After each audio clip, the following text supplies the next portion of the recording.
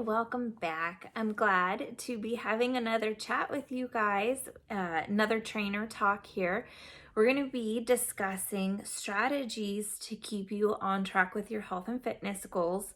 This is a really popular time of year where people tend to kind of let them fall to the wayside, but like we said before, I'm not letting that happen to you. So we're going to talk about things that you can do so that as the New Year's resolutions, the novelty wears off and you get busy with other stuff, we're going to keep you armed with these strategies so that way this year ends up getting you to where you want to be.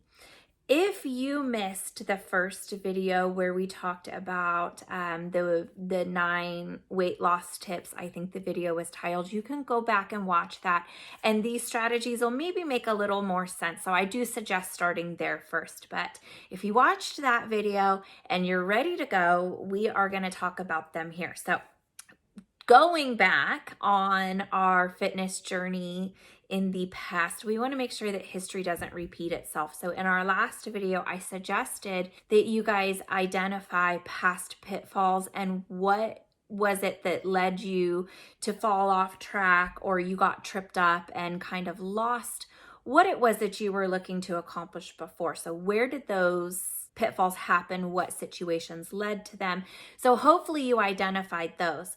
And these are going to be strategies that will keep that from happening again. So some of the strategies may work great for you, others not so much, but I'm going to put them all out there and you decide what's easiest. And if the situation changes, this video is here forever, all time and eternity on the internet. You can come back to it. It's not going anywhere. So write it out in hopefully you have a notebook and paper, write out those pitfalls, and then write down, take notes on what you think applies best. So a strategy is to schedule yourself. We're really good at making commitments and honoring them to our work life, to our social life, and to our family and the things that we need to get done. Sometimes we're really bad at valuing the commitments that we make to ourselves equally. So I suggest schedule your workouts. Not just your workouts though. Schedule the time that you need to plan your meals, healthy recipes, look for things, do some research, plan the time that it's going to take to cook those foods in advance. Just like our previous video, a lot of these things are going to kind of overlap and mesh together. So we'll get more into having the meal plan and your food ready in advance in some of our other strategies, but schedule your workouts. You can reschedule the workout if you need to, but treat it like it's an important meeting. It is. It's an important meeting that you need to have, and you need to set that time aside for yourself so that you can accomplish and honor a commitment that you're making to your health. So it's so important, and you can't just let it fall to the wayside because something else came up. At the very least, reschedule it, but schedule a minimum of what you're going to do and, treat it like it's so important, and don't miss that meeting. Don't cancel that meeting. So schedule yourself. Another good strategy is to really buckle down on your self-monitoring. So we just kind of throw ourselves into exercising and eating, and we wait to see if it works, which, yeah, patience is a big part of that, but you need to be monitoring yourself along the way and holding yourself accountable, because really there's no one here to do it for you. We'll provide you with the workouts, we'll have the trainer talks, but at the end of the day, you have to know if you've been cutting corners and where. So keep an exercise log of what you did. Keep a food log of what you ate, how much water you're drinking. You would be so surprised that when you start writing stuff down, you may be eating way less than you thought you were. You may be eating way more, or you could just be eating more of the wrong kind of stuff. Things add up through the day so fast. When I started logging my food, I was shocked. You don't think about it because it's not really a meal, but all of those things add back into, did you just have an extra little cookie?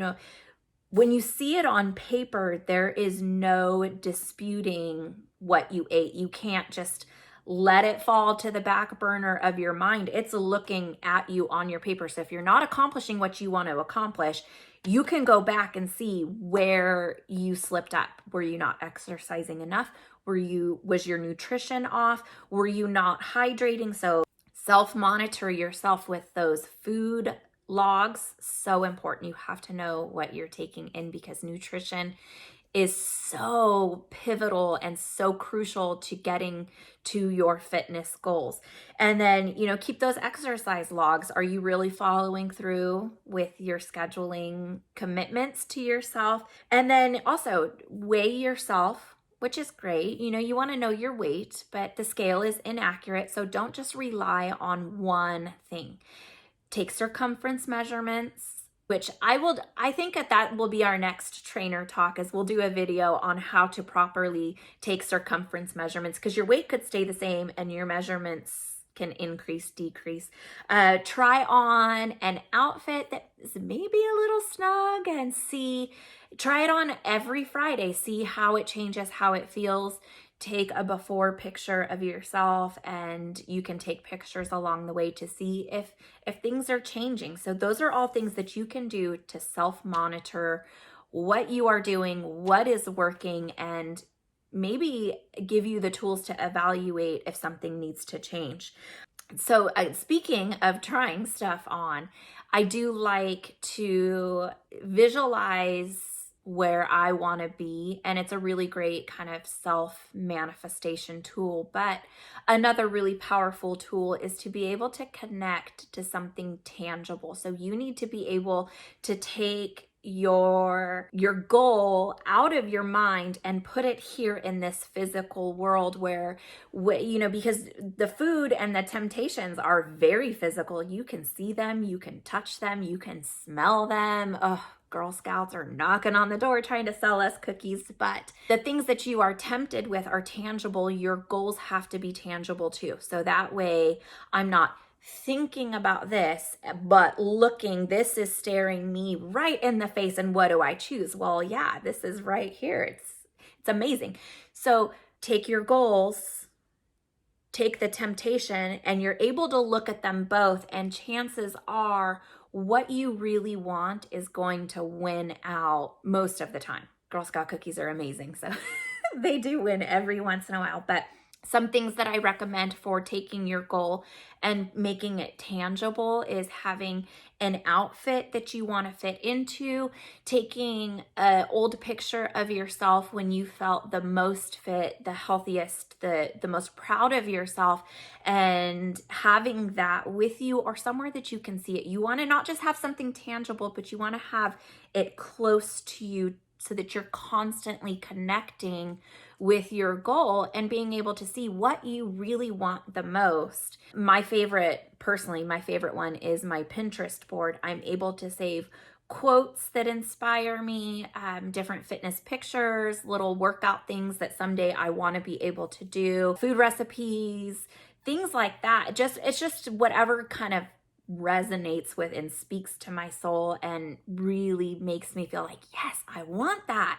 I put it on my Pinterest board, and then when it's late at night and I'm watching TV and I'm bored or I'm feeling stressed out and I start thinking about things that will push me ultimately farther away from my goal, I'm able to pull up my Pinterest board and I'm able to look at those things and I remember posting that, and I remember how I felt thinking about how awesome that would be, or wow, that quote was really powerful, that meant something.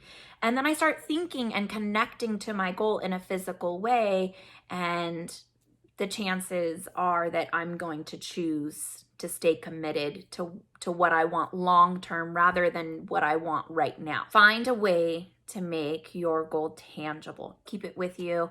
So that way, when you are faced with temptation, you can go back to your goal and decide what you really want the most. Sometimes temptation wins, but hopefully just every once in a while. The other thing that we need to do, a good strategy, and it sounds so simple, and it's just so difficult to do sometimes. I don't know why, but stay hydrated. Your body can confuse dehydration for hunger. So a lot of times hunger signals from the body and thirsty signals come across the same way. So you may be feeling hungry, and if you're like, wow, I just ate an hour ago, I should not be hungry already, and you ate a good solid meal, why am I hungry? Well, you might be thirsty. So going back to your food log, take a look at your water intake, keep yourself hydrated. A lot of really funky things start happening in the body with even minor dehydration. Headaches, fatigue, poor sleep habits, joint pain. And those are all things that ultimately could prevent you from doing a workout. And you could also be getting hunger signals confused with, your body just looking for hydration. It's simple. Just drink your water, stay hydrated. Nothing new or fancy there. The other thing that we need to take a look at, and all these things, they require thought and they require work, but I would recommend evaluate your eating environment. Where do you eat? What time of day do you eat?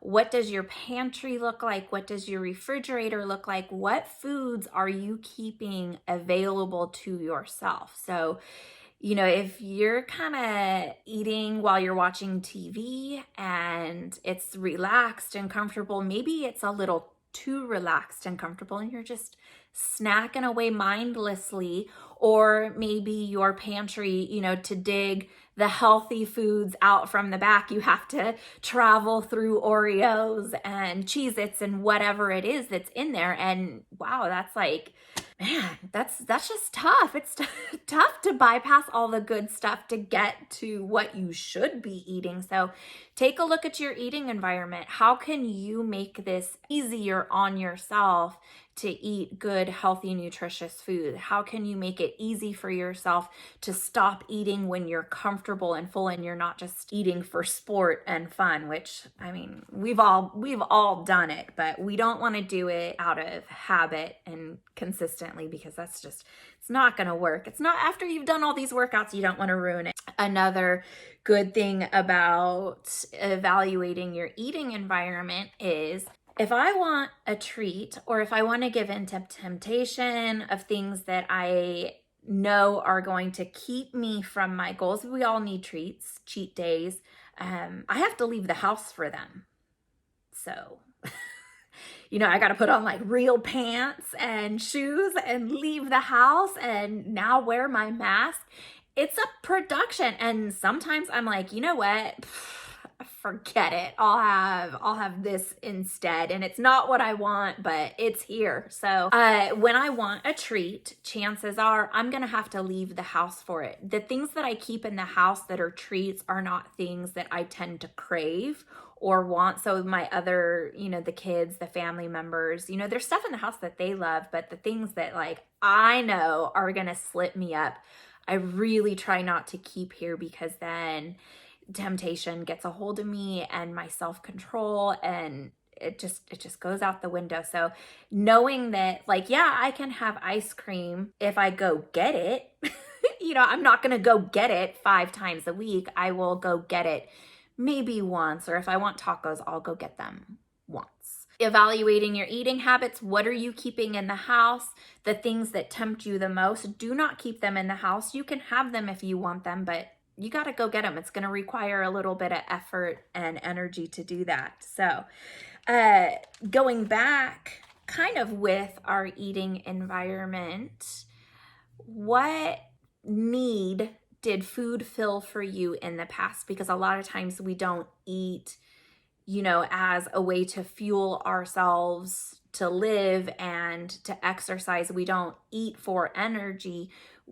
We use food as a crutch for a lot of other things. And this is really common. And this takes a lot of work to really kind of look inward and say like, oh man, I'm so type A, and I personally, this is my own thing, I get stressed out so easily, and food just, it makes me feel good. It makes me feel, not in the long run, but right in that moment where I'm frazzled and I feel like I'm at my wit's end, I can grab something and then boom, I get that hit of serotonin. I feel good. Everything is right in the world. And then later on, I'm like, oh man, I did that again. Look inside yourself and see what emotional need does food fill for you? And being able to answer that question honestly is going to open up a lot of other strategies for you, because we can replace food as a crutch and an emotional support system with other things that will really benefit you more in the long run, not just with your health and fitness goals, but mentally too. So why does food make you feel good? When do you tend to eat foods that are not in alignment with your goals? What are you feeling when you eat those foods? And then what can we do instead of eating to make ourselves feel better? So some little strategies that I've found work really well for me when I'm like tempted to go off track with my eating is, one, I need to make sure that I'm sleeping well. So if I'm, overly tired, then I get cranky. I'm not as emotionally stable throughout my day. And, for my friends and family watching this video, I don't want to hear any jokes about that. But we kind of get mood swings. We get a little more testy when we're not sleeping well. We're tired, we're fatigued. And then you're looking for fast, quick fix foods to bring the energy up. A lot of caffeine, a lot of sugar, really heavy on the processed carbs. So make sure you're sleeping well, kind of schedule your sleep habits along with your fitness time and, meal planning. The other thing is exercise. If you're feeling kind of down in the slumps, you're feeling blue, another natural way to pick up and boost your mood is exercise. Just 10, 15 minutes, do something silly. YouTube is a great place to find things that you wouldn't necessarily try before, because it's all here and it's free. So silly dance routine, do some yoga with the kids, or, there's a lot of good stuff out there. So go find that. Go for a walk around the block. Change your setting it can do wonders for you. Another thing is getting out into sunlight. Again, if you're just feeling kind of bored, restless, lonely, just go sit in the sunlight and, kind of let the good vibes rain down on you. Listen to some music. You always have those songs where you're like, yes, and you kind of get into the groove and it changes your mood and it boosts you up. So instead of using food to improve how you're feeling, put on your favorite playlist and then maybe throw some exercise in there, dance around, just be silly, goofy, have fun. If you have kids, oh, they love it. Another good one that you can do if you're feeling wound really high, really stressed out, is you can meditate. And that's a good time to connect with your goals and the intangible, I don't know. But you can connect with your goals in your mind and picture yourself achieving them. What does it look like? How does it feel? If you find that you are experiencing a little bit of negative self-talk, like, oh, it's not going to happen, I'm never going to get there, then, stop and just go back. Set the practice of positive self-talk, positive imagery, connecting with your goals. It's a really powerful tool. The only thing that will happen in your body is what the brain allows. It's the control center for it all. So you have to convince the brain that you can do these things too and picture them happening. Another really good option is to journal, not just with your food and your exercise, but journal how you're feeling. Putting your feelings onto paper is a great way to get them off of you and into something else. So I'm not a huge journal fan. I don't know why. It's just not something that I love. But if I am feeling like I just cannot shake how I'm feeling, this is like weighing on me, I'll write it down, and then it's in the book. I've put those feelings somewhere. I close the book. I put it away and I no longer have to carry that with me. So that's another good option as well. Another really good one, and especially in these times, it's so easy to feel isolated and lonely. And then, we're kind of here looking around and it's just us and all of our snacks. Connect with a friend, get in touch with someone that you haven't talked to. And that's a little more challenging these days than it's been in the past, but who can you call? Who can you FaceTime?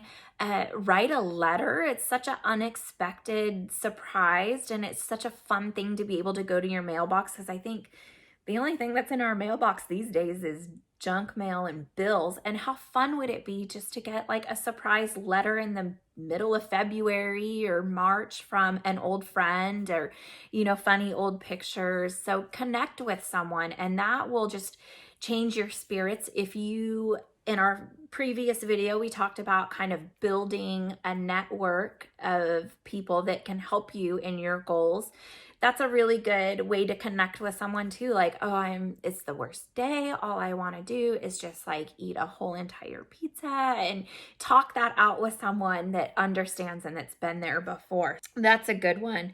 And then another thing is just shaking up your routine. If things are feeling monotonous and mundane and it's, just over and over and over again, it gets really old and stagnant. You could just do your day in reverse, or, what can you switch around, and just changing the routine of your day or adding in something new can really kind of like just boost your mood. It sounds funny, but it really does. It's just kind of, if you read every day, maybe go read your book outside, or go read at the park, or, just even not changing the routine, but changing the way you do your routine.